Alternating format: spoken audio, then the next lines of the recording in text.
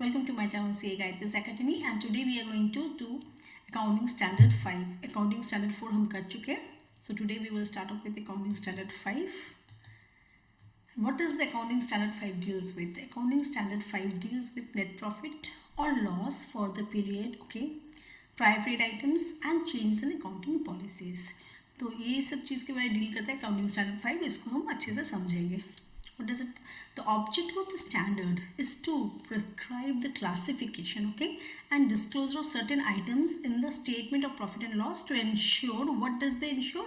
Consistency and comparability of financial statements. तो कि एक साल से दूसरे साल को कंपेयर कर सकेंगे, कंसिस्टेंसली एक साथ मेंटेन किया जाए. तो नेट प्रॉफिट और लॉस कैसे हम मेंटेन करेंगे इस साल का, प्रायर पीरियड का आइटम्स का क्या इफेक्ट देंगे, और कोई भी changes in accounting policies, accounting estimates का क्या हम उसका ट्रीटमेंट देंगे, उसके बारे में ये टॉपिक है. Let's start. स्कोप क्या है? This standard applies to all enterprises preparing financial statements in accordance with GAAP, Indian GAAP, right, and situation जहाँ पे हमें which are require are attention और क्लासिफिकेशन. ट्रीटमेंट कैसे देंगे?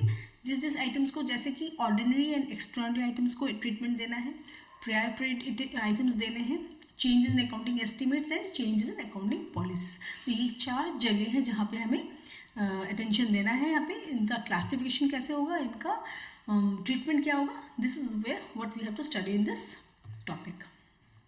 Okay, so key concepts in AS5, net profit and loss for the period. तो net profit and loss for the period में क्या क्या इंक्लूड हो रहा है? Includes all revenues and expenses recognised during the period. Okay, इस पीरियड में क्या क्या रेवेन्यूज एंड हम एक्सपेंसेस को रिकॉग्नाइज करेंगे उसको देखना है.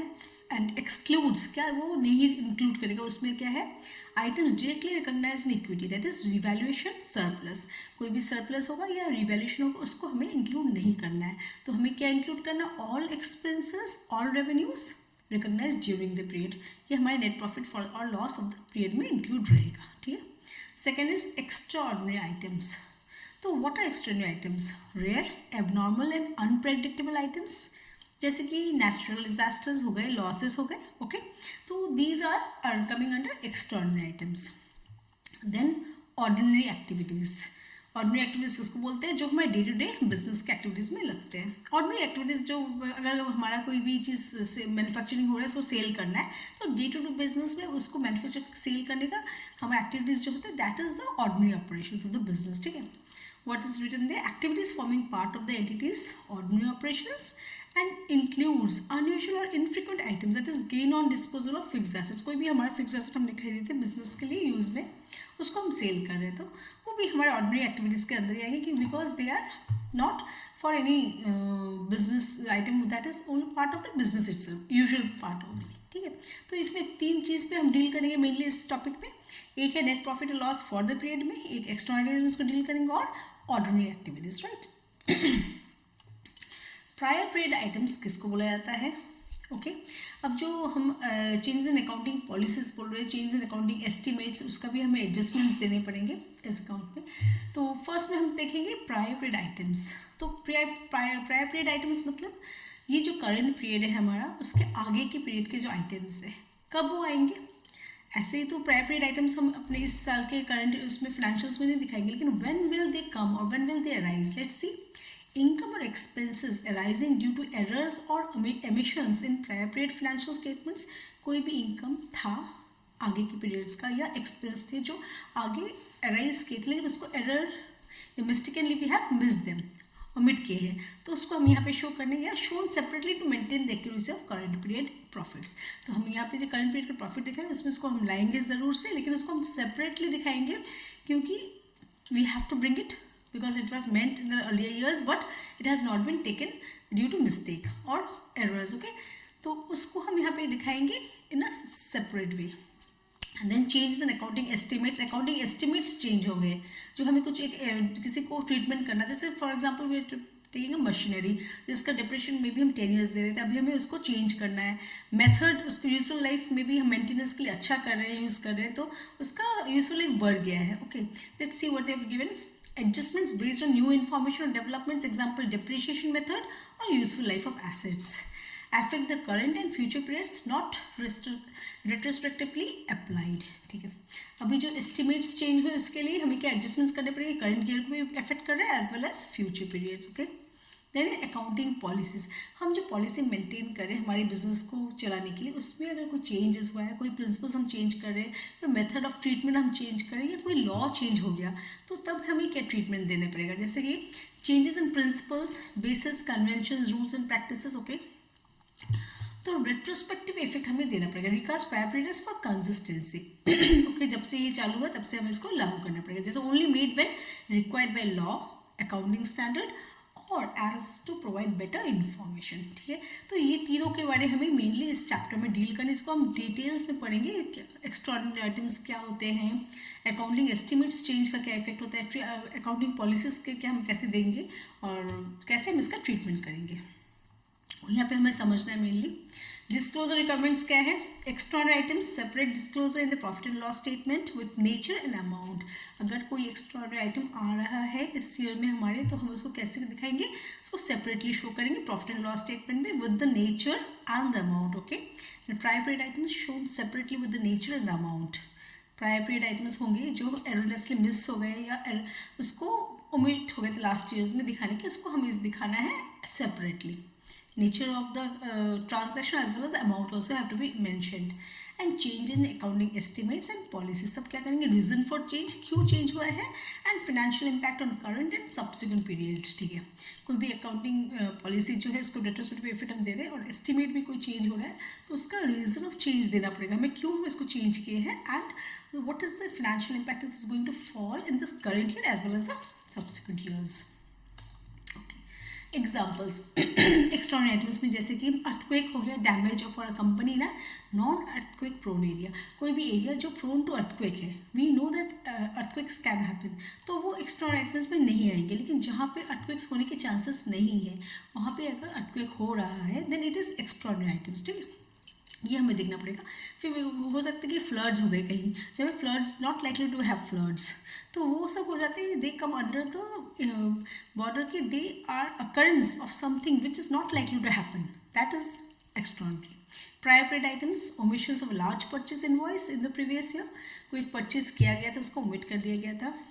Change in estimates, revising the useful life of machinery from 10 years to 8 years। Okay, 10 साल का था लेकिन उसको अच्छे से मेंटेन किया नहीं गया तो उसका 8 साल कर दिया गया, तो वो एस्टिमेट्स चेंज हो गए। Change in policy, switching from FIFO to weighted average for inventory valuation. Inventory valuation क्या है, स्टॉक टेकिंग जो बोलते हैं, बिजनेस का कितना स्टॉक्स है नहीं है उसको कैसे हम बताएंगे, कैसे उसको चेंजेस है। Switching from FIFO, first in first out method में पहले यूज़ कर रहे थे, अभी हम वेटेड एवरेज में आ गए। ठीक है, तो these are all the changes in the policies. Okay okay, the net profit and loss of the period. अब हम देखते हैं इसको कैसे हम डील करें, नेट प्रॉफिट लॉस पीरियड से क्या इफेक्ट आता है, डिफरेंट आइटम्स उसमें कैसे आएंगे। द नेट प्रॉफिट और loss is derived by including all items of income and expense recognised during the accounting period. ठीक है, जितने भी लॉस के आइटम्स हैं, जितने भी इनकम के आइटम्स हैं, सबको हमें लेने हैं, जितने एक्सपेंसेस हुए हैं सबको हम इस साल के जो है सबको लेना है। This includes items resulting from ordinary activities as well as exceptional और एक्सट्राऑर्डिनरी आइटम्स। तो इसमें exceptional items, ordinary items and extraordinary, तो हमने अभी एक्स्ट्राऑर्डिनरी के मीनिंग तो समझा।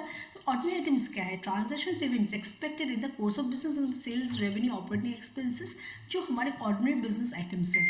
Okay, and then exceptional items. What are exceptional items? Transactions that are part of ordinary activities but require separate disclosure due to their size or nature. ठीक है, कोई भी ट्रांजैक्शन जो एक्सेप्शनल है, ऑर्डिनरी बिजनेस के course में ही है but they are of large size, और उनका वैल्यू सेपरेट डिस्क्लोजर मांग रहा है क्योंकि it's the nature, reconstruction cost और इन्वेंट्री राइट ऑफ्स, कोई भी इन्वेंट्री उसको हम पूरा राइट ऑफ हो गया है उसको हमें यहाँ पे दिखाना पड़ेगा। और रिस्ट्रक्चरिंग कॉस्ट, किसी को हम रिस्ट्रक्चर करें कोई भी एक आइटम का, कोई फिक्स एसेट को किसी भी चीज़ के लिए, तो that requires a separate disclosure, but it is in the ordinary course of business only, but it is exceptional due to its size.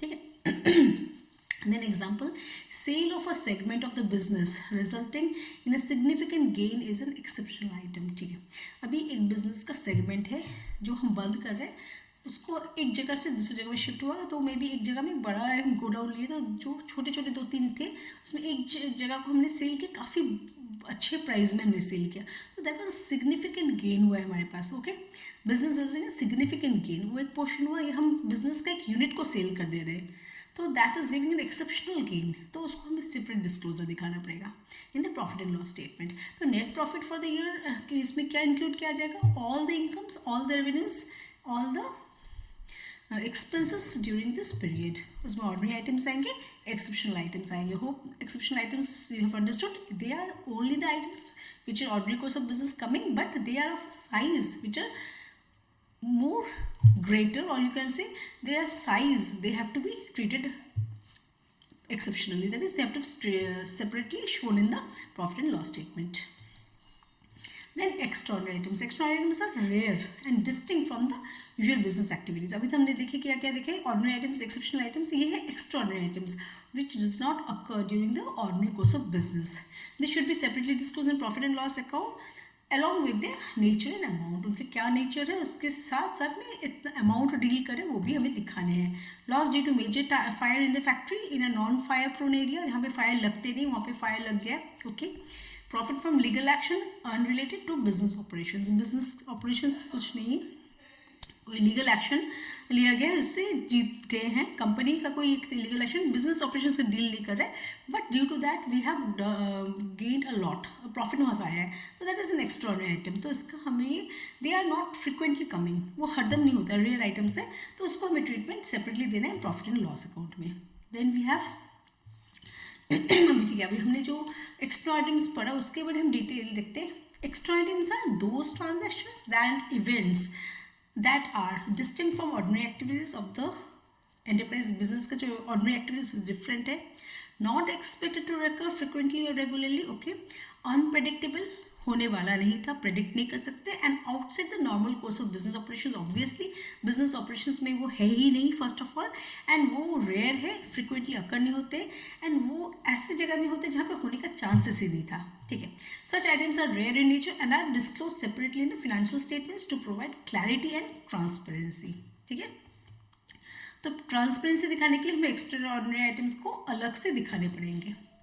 क्या क्या कैरेक्टरिस्टिक्स होते हैं एक्स्ट्राऑर्डिनरी आइटम्स के? रेयर अकरेंस, ओके, हमने भी पढ़ा, जो हर समय नहीं होते. Abnormal nature, the items are not linked to normal business, normal business के साथ कोई भी इनका लिंक नहीं है. दे आर अवे, माने far away distance from the ordinary activities of business. Material impact, yes, they often have a significant effect on the financial position of the performance of the company. Company के business पे इनका effect रहता है.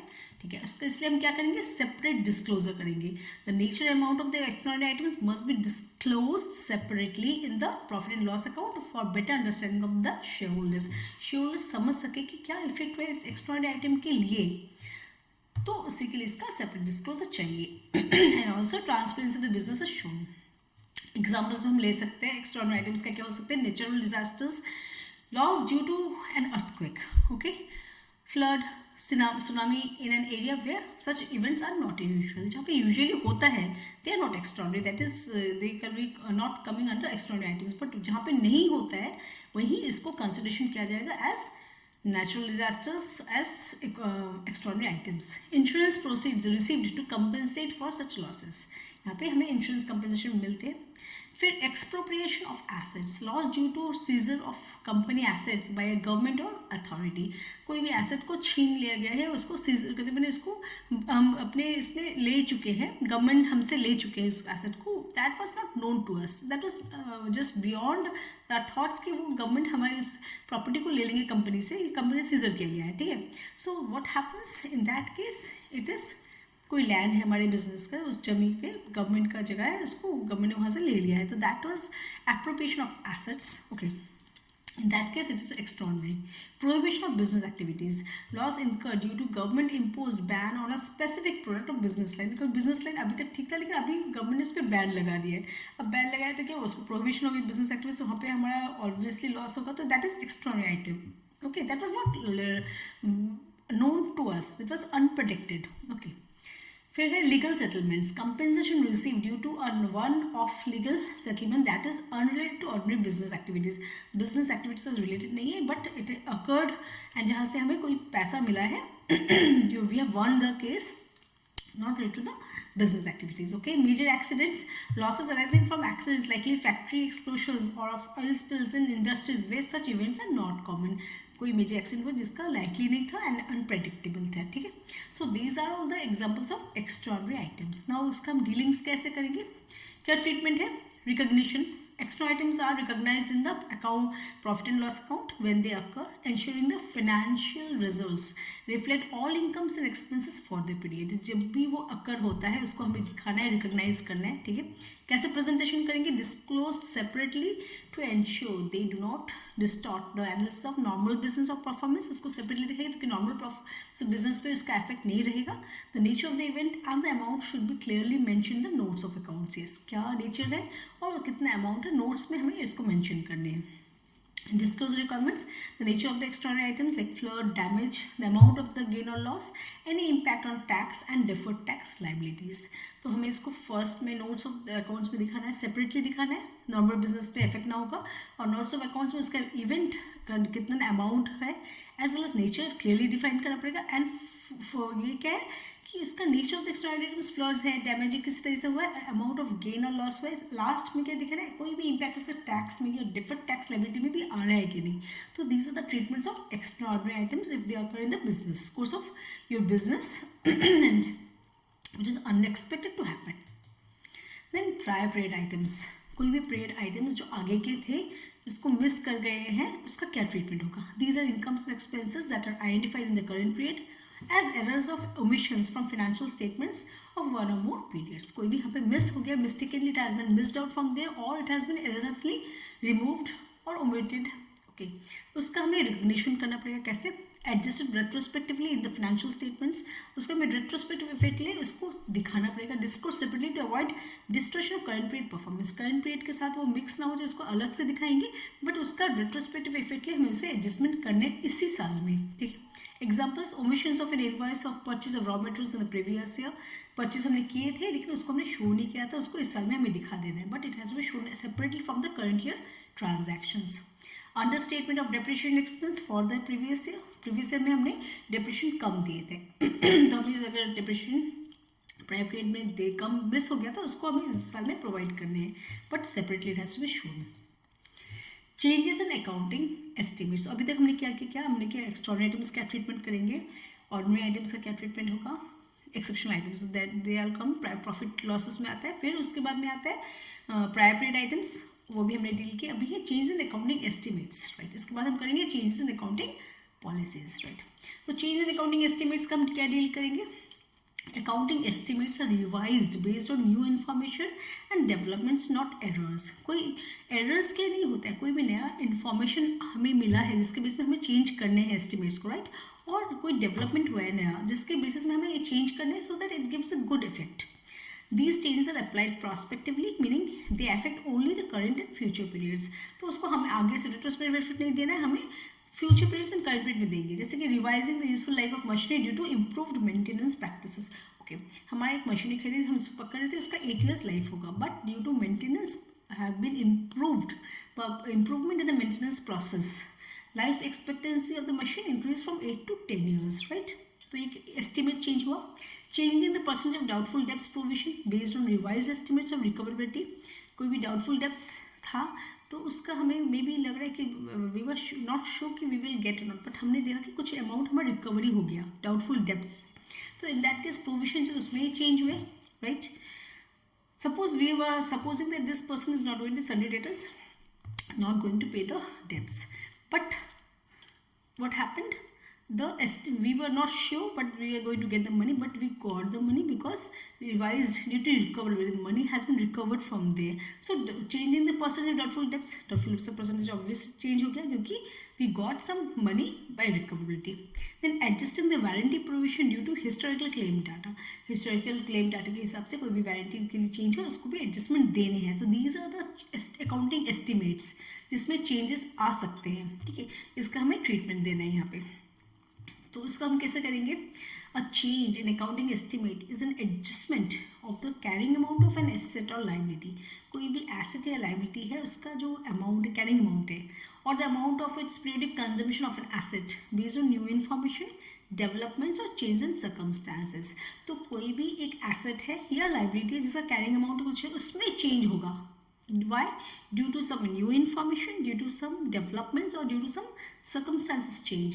तो जिसके लिए वो estimate change होगा तो उसको हमें carrying amount पे उसका effect आएगा. Such changes are not corrections or errors. They occur when there is a new evidence or better information available. Information available के लिए वो change हुआ है तो that is not due to some error. Okay, it is due to some evidence we got. There is a change for better information available. So we need to change the estimate. So we understood what is an estimate. Change in the carrying amount. Accounting estimate is an adjustment in the carrying amount of an asset or a liability. ठीक है, तो periodic consumption of an asset based on some information, developments or change in circumstances. इसका हम कैसे effect देंगे? Prospective effect. The impact of the change is applied in the current and future periods only. Current and future periods में आएगा, retrospective effect नहीं है. No retrospective adjustments are made to past financial statements. Past financial statements में कोई भी change हमें नहीं दे रहे हैं. Prospective current year होगा, इसके बाद में साल में होगा. Not an error. Changes are made based on updated information, okay, or assumptions, not because of mistakes of previous estimates. It was no mistake. It is due to information available to us which is better for our consideration. इससे हम कैसे disclose करेंगे? The nature of the change must be disclosed. क्या nature है वो देना है. The financial impact of the change should also be explained. If material, अगर मटेरियल है मतलब is going to change quite having effect on the decision of any financial makers who are making decisions, उसके इसमें आ रहा है तो material effect है तो वो फाइनेंशियल इम्पैक्ट हमें देना है. चेंज कितना हुआ वो भी हमें पे इफेक्ट देना है. So this are the disclosure requirements of change in accounting estimates, right. तो common areas way estimates change क्या क्या है, एग्जाम्पल लेते. Useful life and residual value of fix asset. Depreciation changes. Fix asset जो पहले हम सोचते थे 8 ईयर्स के लिए रहेगा लेकिन उसका लाइफ चेंज हो गया 10 ईयर्स के लिए तो उसका डेप्रिसिएशन भी स्प्रेड होगा, राइट. यूजफुल लाइफ हो गया तो residual value of the fix assets depreciation amount will change. Provision for doubtful debts. कोई अमाउंट हमें लग रहा था कि 50% रिकवरी हो सकता है बट जस्ट अनएक्सपेक्टेडली कि हमें पता नहीं था कि हमें इन्फॉर्मेशन आया कि हमारा रिकवरी 20% बढ़ गया. ठीक है, तो प्रोविजन फॉर डाउटफुल डेब्ट्स जो 50% था हमने रखे थे उसको हमें कमा सकते हैं क्योंकि हमें उतना डाउटफुल डेब्ट्स के लिए प्रोविजन नहीं बनाने, right. Provision for warranty expenses. कोई भी वारंटी एक्सपेंस के लिए हमने पैसे रखे थे उसको भी हम कमा सकते हैं due to improvement. Okay, inventory obsolescence. कोई इन्वेंट्री था उसका ऑब्सोलेशन हो गया, that is no more in use. Okay, वो एस्टिमेट्स हमें मिला है. And actual assumptions for employee benefits. Employee के जो बेनिफिट्स दिया जाता है एम्प्लॉय कोई भी एम्प्लॉयमेंट के कंसर्न से तब क्या होता है कोई भी एक्चुअल एग्जामिनेशंस के थ्रू वो एस्टिमेट्स चेंज हो गए तो वो बेटरमेंट के लिए हमें इन्फॉर्मेशन मिला है तो we have to change likewise to give the transparency of the financial statements. इसका अकाउंटिंग ट्रीटमेंट क्या होना चाहिए? प्रॉस्पेक्टिव इफेक्ट होगा, no retrospective effect. Okay, current period recognize the effect in the current period if it is only affects the current period. Future periods का होगा तो both current period as well as future periods में allocate करेंगे accordingly. अगर सिर्फ current period होगा तो would give it to the current period only. Changes in accounting policies. अभी हमने एस्टिमेट्स कर लिए, अभी है changes in the accounting policies. These are changes in the principles, basis, conventions, rules or practices followed by an enterprise. The change is permitted only. ठीक है, कोई भी बेस चेंज हुआ है, प्रिंसिपल्स चेंज हुए, अकाउंटिंग पॉलिसी जो एक concern use कर रहा है उसको कंसिस्टेंटली फॉलो करते रहेगा, उसमें कोई चेंज आया है that is due to some principles, conventions, rules, कोई प्रैक्टिस फॉलो हो रहा है, एंटरप्राइज कर रहा है उससे लिया रहा है तो ही इसको माना जाएगा. Change is permitted only. Permitted मतलब उसको अलाउ तभी किया जाएगा if it is required by law और अकाउंटिंग स्टैंडर्ड. अकाउंटिंग स्टैंडर्ड बोल रहे हैं चेंज करना है और कोई लॉ बोल रहा है और if it is results in more appropriate presentation of financial statements. हो सकता है कि अगर हम उस चेंज को लाएंगे अकाउंटिंग पॉलिसी का तो हमारे फाइनेंशियल स्टेटमेंट्स उसको अप्रोप्रिएटली प्रेजेंटेशन कर सकते हैं, more appropriate, right. So accounting policy, if it only be given if it is required by law or accounting standard or if it is results in more appropriate presentation of financial statements. ठीक है, impact of changes का impact क्या होगा? Retrospective application. Recast previous financial year statements for consistency. Retrospective मतलब जब से लगा है, जब से उसका यूज़ होना शुरू तब से हमें देखना पड़ेगा. जैसे कि हम चेंज इन अकाउंटिंग एस्टिमेट्स ले रहे थे प्रोस्पेक्टिव इफेक्ट मैंने करंट ईयर में आएगा या फ्यूचर ईयर्स में आएगा, बट नॉट रेट्रोस्पेक्टिव इफेक्ट। आगे से हमें ट्रीटमेंट देनी नहीं है, प्रायर पीरियड से नहीं देना है, लेकिन जब चेंज इन अकाउंटिंग पॉलिसी होगा उसका रेट्रोस्पेक्टिव एप्लीकेशन होगा, मैंने आगे से recast the previous period financial statements also for maintaining the consistency. Okay, disclosure the nature, the reasons why you are taking them and the financial impact of the change must be disclosed। उसको disclosure में nature of the change, why we are taking and the financial impact क्या होगा वो भी देना है। Examples क्या है, switching from FIFO to weighted average for inventory valuation. FIFO method of inventory valuation जो कर रहे थे उससे हम वेटेड एवरेज में आ गए, वो हमें मेंशन करना पड़ेगा, उसका क्या इम्पैक्ट है वो भी देना पड़ेगा। Change in the method of depreciation from straight line method to written down value method. Straight line value method से हमें उसे रिटर्न डाउन वैल्यू मेथड में चेंज किया है डिप्रिसिएशन मेथड को, उसको भी हमें यहाँ पे देने पड़ेंगे, क्योंकि this resulting in more appropriate presentation of financial statements और बाय लॉ अकाउंटिंग स्टैंडर्ड। तो जैसे इम्पैक्ट क्या होगा, change applied retrospectively unless impracticable. अगर रेट्रोस्पेक्टिव मतलब अगर सोच रहे हैं कि हमारा इस साल का है लेकिन उसका लास्ट 2 साल में भी उसका इम्पैक्ट होना चाहिए, तो लास्ट 2 ईयर्स को भी हम चेंज करेंगे, रेट्रोस्पेक्टिव देंगे for maintaining consistency if it is not impracticable. Okay, this means the prior years financials are restated to reflect the new policy and the opening balance of the reserve is adjusted। Last 2 year में भी हम effect दे रहे हैं, साथ में उसका जो adjustment आ रहा है वो हमारे इस साल के ओपनिंग में आ जाएगा, right. The current years profit and loss में also change due to the cumulative effect. Last years में चेंज लाएंगे तो ऑब्वियसली इसमें भी चेंज आएगा। Accounting estimates is prospective but change in accounting policies is retrospective effect. Okay, ये याद रखना always, this very important. Change in accounting policy it has to be given to retrospectively effect from the year which change has taken place if it is not impracticable then, and उसका cumulative effect हमारा current period में आएगा, but in estimate में case में only current year and the future years, right, remember that। then disclosure requirements, AS5 के हिसाब से extraordinary items कैसे mention करेंगे, in the nature and amount in the profit and loss account। prior period items क्या होगा, shown separately in the profit and loss account।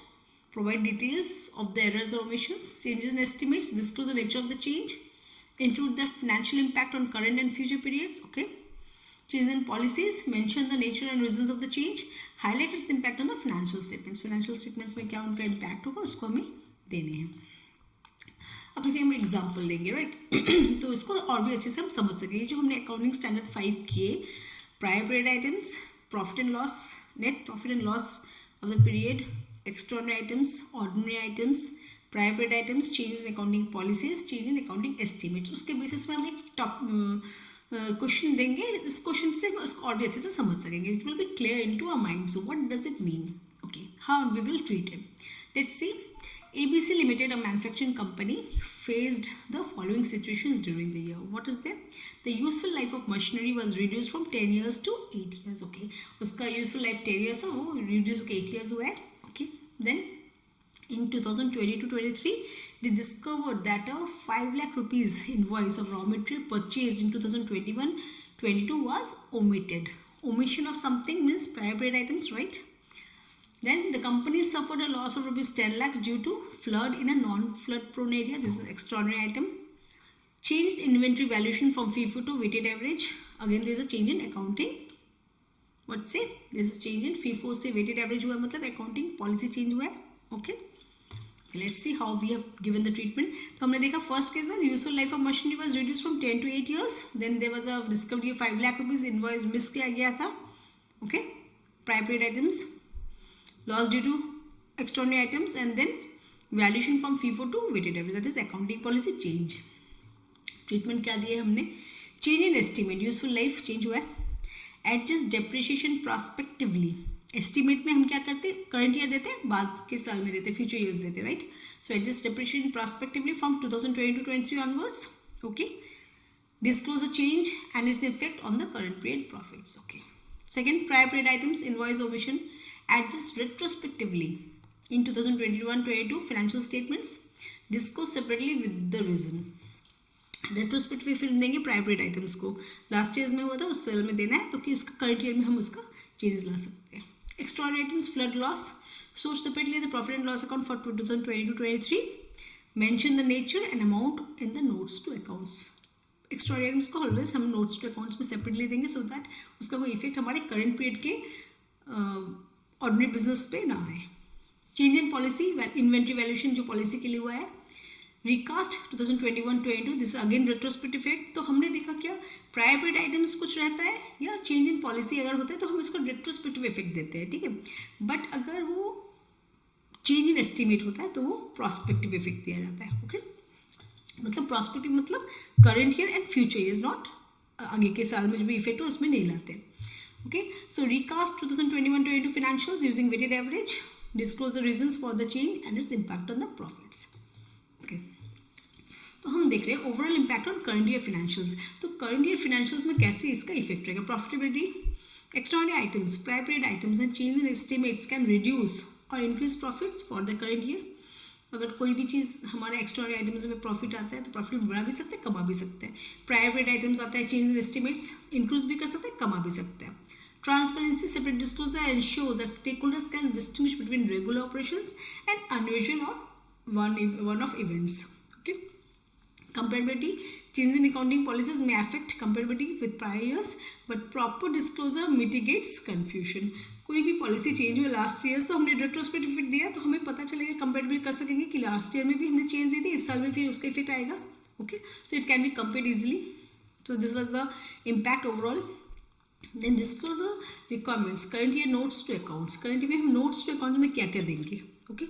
Current year के जो profit and loss account है उसके साथ में हम नहीं देंगे, इसको हम सेपरेटली शो करेंगे so that it has gives a transparent and clear picture of the financials of this business coming from the ordinary course of business and which are from the extraordinary items as well as any changes, right? See, let's see what they're giving. Extraordinary items, an extraordinary loss of rupees 10 lakh due to a flood in the factory has been recognized in the current year's profit and loss account. किस में देंगे, notes में देंगे, okay.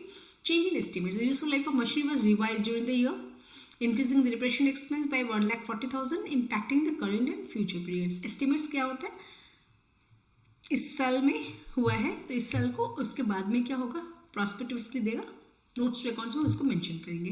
Prior period items, prior period items में rupees 5 lakh was recognised due to an unrecognised invoice from the previous financial year. Prior period items जो उसको भी हम देंगे करंट ईयर नोट्स में, ओके, डिस्क्लोज करेंगे नोट्स टू द अकाउंट्स में।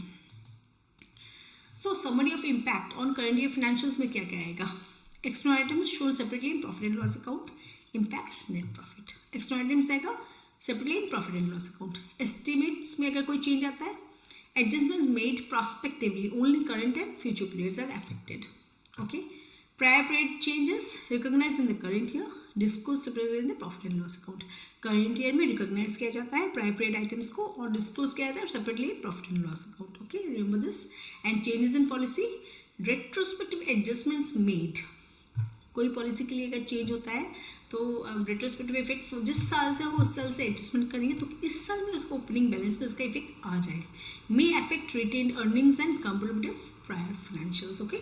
सो क्या होगा, हम देख रहे हैं एक्स्ट्राऑर्डिनरी को हम shown in separately profit and loss account, change in estimate adjustment में करेंगे prospectively current year future years के लिए। प्रायर पीरियड आइटम्स अगर कुछ हो गए रिकॉग्नाइज कहाँ करेंगे, करंट ईयर में रिकॉग्नाइज करेंगे और अलग से सेपरेटली हम will show the profit and loss account, okay. And change in policy में क्या होगा, रेट्रोस्पेक्टिव एडजस्टमेंट हम देते हैं, मैंने जिस साल से इफेक्ट हो उस साल से लाएंगे तो कि इसके करंट ईयर में भी उसका इम्पैक्ट आ सकेगा, okay.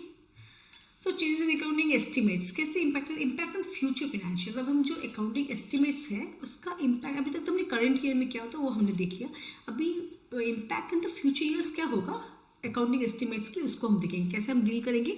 Change in estimates are applied prospectively, meaning their effects are reflected in future periods.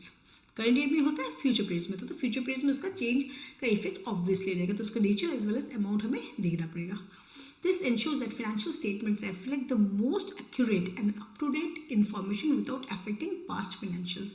past financials को अफेक्ट नहीं करेगा, लेकिन फ्यूचर में क्या होने वाला है उसका क्या अमाउंट है, क्या चेंज है वो हमें देगा। Example, useful life of an asset, अगर कोई एसेट का यूजफुल लाइफ क्या है वो हमें पता चलता है तो we have to give it is likewise prospective effect. If the useful life of machine is revised, the depreciation expense will also be adjusted for future periods, so it will impact the net profit of the future periods, okay. Future financials will show the higher of lower depreciation on whether the useful life is reduced or extended. Extended, depend करता है। अगर future period की life अगर बढ़ गया है तो depreciation कमेगा, life expectancy कम गया फिक्स एसेट का तो डिप्रिशिएशन बढ़ेगा। ओके, लाइक मीन्स डिप्रिशिएशन अगर 10 साल के लिए हम दे रहे हैं, ठीक है, एट द रेट 10%, तो इट विल बी लेस। अगर we are giving for 5 years, the depreciation will not be at 10%, it will be more. Okay, provisions for doubtful debts.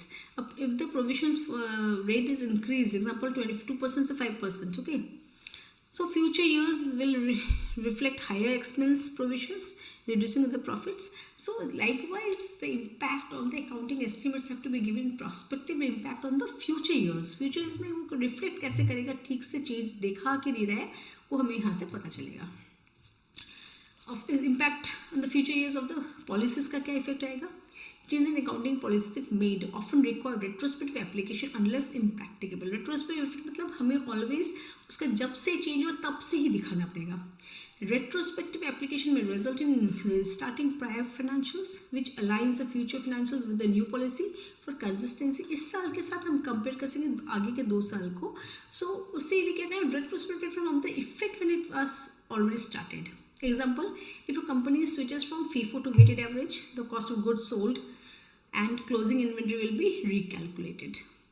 Future profits may increase or decrease depending on the impact of the new method of inventory valuation. Inventory valuation के लिए हमने क्या किया, last year में जो different change आया था हमें लास्ट ईयर के उससे दिखाना पड़ेगा, not from this current year. And revenue recognition, कितना रेवेन्यू आएगा, a change in revenue recognition policy, example recognising revenue over time instead of a point of time will shift when revenue is reported in future periods. तो future periods में उसका कैसे effect दिखाएगी, उसके लिए last जो change आया था उसके लिए कैसे आएगा चेंज इफेक्ट, तो हम जब से इसका चेंज है तब से रिट्रोस्पेक्टिव इफेक्ट दिखाएंगे। सो तो इस साल का जो रेवेन्यू रिकग्निशन हो एग्जैक्टली दिखाए कितना over time instead of a point of time, कोई एक पर्टिकुलर टाइम नहीं, कब से आ रहा है पूरा हमें रिफ्लेक्ट करेगा, right. Then external items impact on future financials. External items का क्या इफेक्ट होगा, extraordinary items, example natural disasters, one time losses do not typically affect future periods directly. Future periods को वो directly affect नहीं करते। However, related recovery costs, insurance claims or restructuring expenses may spill over into the future financials. Future financials क्या है, अगर कोई restructuring हमें करना पड़ेगा, मे बी बिल्डिंग जल गया है या हमारे बहुत सारे स्टॉक नष्ट हो गए, तो उसके लिए हमें उससे इंश्योरेंस क्लेम मिलेंगे, रिस्ट्रक्चरिंग के लिए कुछ खर्चे होंगे, राइट। तो ये सब हमारे फ्यूचर पीरियड्स में ऑब्वियसली आएंगे। Example, a fire causes a loss in the current future year, financials may be impacted by. Insurance recoveries in subsequent years मिलेंगे हमें, तो वहाँ से हमें पैसा आएगा। Depreciation newly acquired assets, if damaged assets are replaced, new assets लेंगे उसके लिए depreciation assets आएंगे। तो extraordinary items का इफेक्ट एक्चुअली पास्ट में जो होना वो हम दिखा रिट्रोस्पेक्टिव इफेक्ट देते बोल के उसका फ्यूचर में ज़्यादा इफेक्ट नहीं रहता, लेकिन उसके साथ में जो लगे खर्चे हैं वो हमें आते हैं, या कोई इनकम आया जैसे कि क्लेम मिला इंश्योरेंस क्लेम, तो वो पैसा में घुसेगा, ठीक। तो that is also going to change in the future, but otherwise it has very less impact on the future periods. Prior period items जो आगे के थे उसका क्या होगा, prior period items are recognize in the current year and disclose separately. Current year में उसको हम रिकॉग्नाइज करते हैं और उसको हम डिस्क्लोज करते हैं सेपरेटली, तो कि वो इस साल के इफेक्ट ऑफ द बिजनेस के साथ अफेक्ट नहीं दे सकता है। They do not directly affect future periods, but they proper treatment ensures comparability and accuracy in future periods. वो प्रायर पीरियड के आइटम्स को कभी किसी भी तरीके से वो फ्यूचर ईयर्स को अफेक्ट नहीं करता है, बट इसको हम सेपरेटली डिस्क्लोज करते हैं, रिकॉग्नाइज करते हैं करंट ईयर में, so that it ensures that comparability of and accuracy of the financials is there in the future periods also. Indirect impacts on future financials, क्या stakeholders perception। अब stakeholder जो है मतलब stakeholder means of any person who has interest in the business of the enterprise, right। तो stakeholder एक shareholder हो गया, government हो गए, फिर the suppliers हो गए, ठीक है। Adjustments of for prior period items, changes in policies or external items can impact stakeholders confidence in the accuracy and transparency of future financials, ठीक है। अब financial ratios, change in financial ratio भी change होंगे, बहुत सारे changes, ये सब adjustments हम जो दिखा रहे हैं, तो इसमें क्या होगा, confidence of the shareholders और stakeholders come from there, okay. Change in estimates और policies can affect ratios like return on assets, ROA, फिर डेप्थ to equity and profit margin influencing financial decisions in future years. तो financial decisions जो stakeholders लेते हैं that may change due to the impact of change in the estimates, accounting policies और extraordinary items happening. So यहाँ पे क्या होता है, financial resources कुछ change होंगे, उसके हिसाब से stakeholders पे indirect you can say have an impact on the stakeholders decisions, right? So हम देख रहे हैं summary of the future financial impact क्या हो रहा है. चेंज इन एस्टिमेट्स के लिए हमारे फ्यूचर के जो फिनेंशियल्स उसमें कैसे इम्पैक्ट आएगा. Adjustments applied prospectively affecting depreciation provisions etcetera for future periods. तो जो क्योंकि वो प्रॉस्पेक्टिवली लगता है करंट ईयर में एंड फ्यूचर ईयर्स में, तो उसका इफेक्ट हमें आता है डिप्रिशिएशन के फॉर्म में या प्रोविजंस के फॉर्म में, बढ़ता है या कमता है. Change in policies may require restating past financials ensuring consistency for future reporting periods. मतलब क्या है, क्योंकि इसमें हम क्या करते हैं, पॉलिसी में रेट्रोस्पेक्टिव इफेक्ट दिखाते हैं, तो आगे के साल में हम रीस्टार्ट करते हैं, तो इसलिए पास्ट फाइनेंशियल्स हम चेंज कर रहे हैं, बल्कि इस साल में करंट पीरियड में इसका इम्पैक्ट आएगा. फ्यूचर पीरियड का रिपोर्टिंग में कोई प्रॉब्लम ना हो, कंसिस्टेंटली मेंटेन हो सके, इसीलिए, राइट. एक्सटर्नल आइटम्स में influence related cost, example recovery expense, insurance recoveries जो मिलते हैं हमें इन सब्सिक्वेंट ईयर्स में, हमें पैसे मिल रहे हैं इंश्योरेंस क्लेम्स के लिए, या कोई हम मशीनरी खरीद रहे हैं उसके लिए हमें डिप्रिशिएशन देना पड़ेगा, तो नया खर्चा करना पड़ेगा, उस सब चीज़ के लिए इफेक्ट आ सकता है सब्सिक्वेंट ईयर्स में. Prior period items do not directly affect future years but ensure better accuracy and comparative of moving forward. Prior period items मैं मेंशन कर लेते, करंट पीरियड में शो कर लेते, तो उसका इफेक्ट हमारा सब्सिक्वेंट ईयर्स या फ्यूचर ईयर्स में आते नहीं है, बट कंपेरेटिविटी बढ़ता है when we are showing it in separately in the disclosure कर देते हैं हम जब हमारे करंट ईयर में, तो फ्यूचर ईयर्स का जो कंपेरेटिविटी में एक्यूरेसी है वो परफेक्टली मेंटेन होता है. So we have seen how it is going to affect in the futures. और ऑल्सो हमने देखा इतने जो change, prior period items, extraordinary items, ordinary items, exceptional expenses जितने भी हमने देखे, हमारे change in policy, change in estimates, what is has its impact in the current year, what it has in the future financials, सबका क्या effect है. तो that all and treatment, how we are treating them, तो these are what we dealt with in accounting standard 5. So net profit and loss of the current year is maintained, comparability, consistency is maintained, and consistently all the financials can be compared, and there should be ensuring that the financials are true and fair view. So the prior period items, accounting changes in estimates, accounting policies, as well as extra items have to be treated perfectly in the manner which we did. So I hope it is very clear and understood by all of you. Thanks for watching.